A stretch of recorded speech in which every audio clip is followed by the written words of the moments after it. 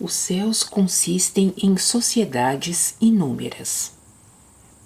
Os anjos de cada céu não estão juntos em um lugar, mas reunidos em sociedades maiores e menores, segundo as diferenças do bem, do amor e da fé em que eles estão.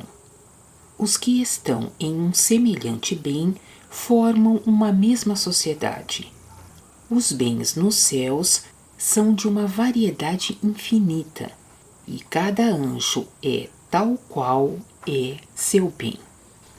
As sociedades angélicas nos céus são também afastadas umas das outras, conforme diferem os bens no gênero e na espécie, porque as distâncias no mundo espiritual não têm outra origem que não seja a diferença do estado dos interiores. Por conseguinte, nos céus elas não têm outra origem senão a diferença dos estados do amor. Os que diferem muito estão a uma grande distância uns dos outros, e os que diferem pouco estão a uma pequena distância, e a semelhança faz que eles estejam juntos.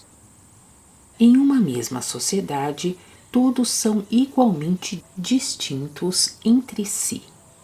Os que são mais perfeitos, isto é, que excedem em bem, por conseguinte, em amor, em sabedoria e em inteligência, estão no meio. Os que excedem menos estão ao redor, a uma distância proporcional à diminuição de perfeição.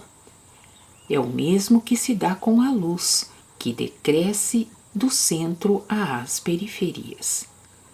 Os que estão no meio também estão em maior luz, e os que estão para as periferias em uma luz cada vez menor.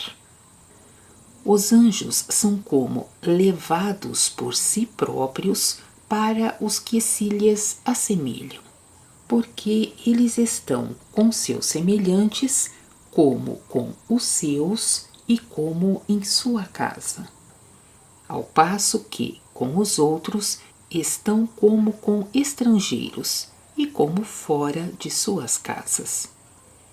Quando estão em casa de seus semelhantes, eles também estão em sua liberdade e, por conseguinte, em todo o prazer da vida. Daí é evidente que o bem é que conssocia todos os anjos nos céus, e que os anjos se distinguem segundo a qualidade do bem. Todavia, não são eles que formam assim essas consociações. É o Senhor de quem procede o bem.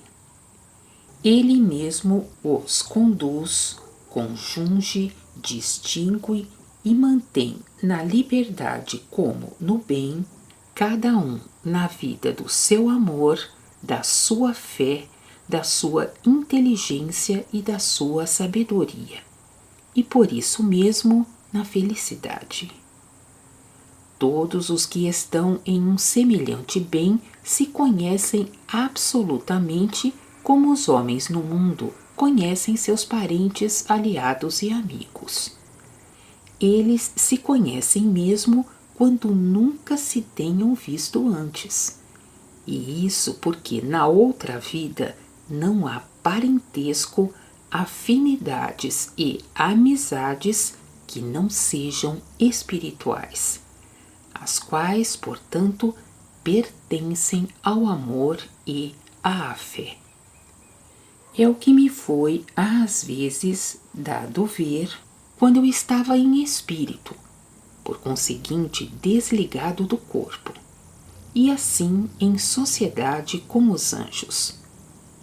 Então vi alguns deles que pareciam me ter conhecido desde a infância, enquanto outros eram-me absolutamente desconhecidos.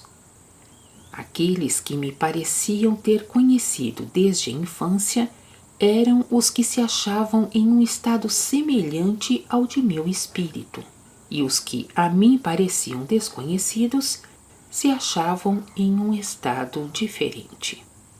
Todos os que formam uma mesma sociedade angélica são de uma face semelhante no comum, mas não são semelhantes no particular.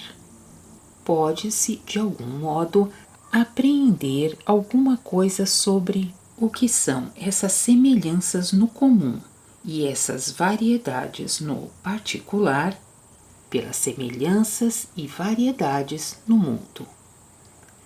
Sabe-se que cada nação traz na face e nos olhos uma sorte de semelhança comum que a torna conhecida e distinta de uma outra nação, e mais ainda, uma família de uma outra família.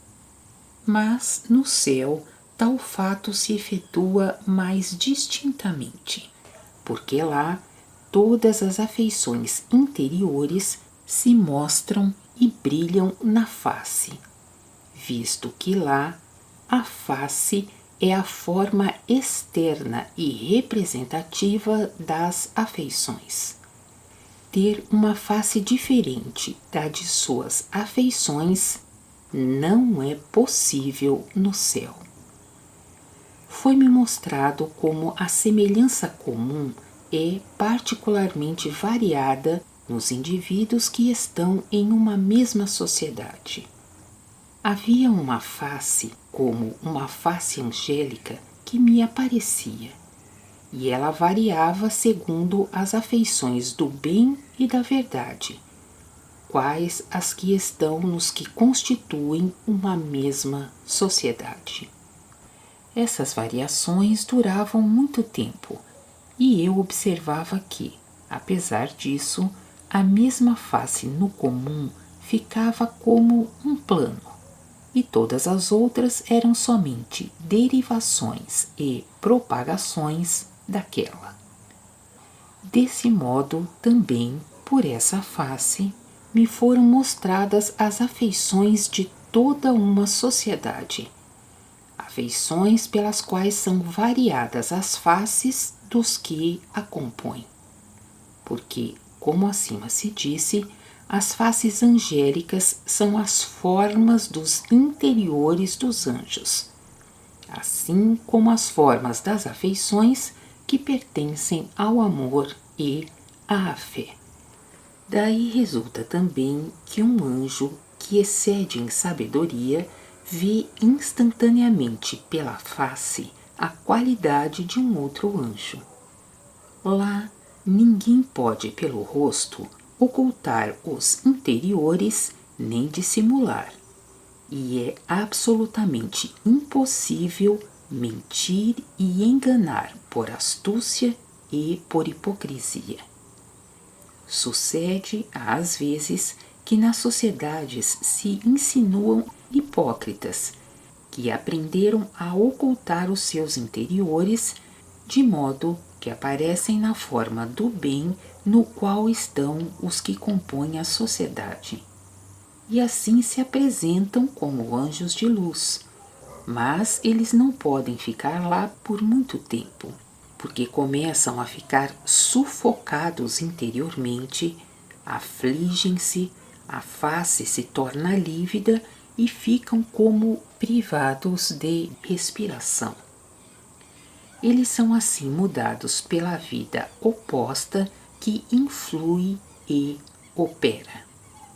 Por isso, eles, de repente, se precipitam no inferno onde estão seus semelhantes, e não se arriscam mais a subir pela segunda vez.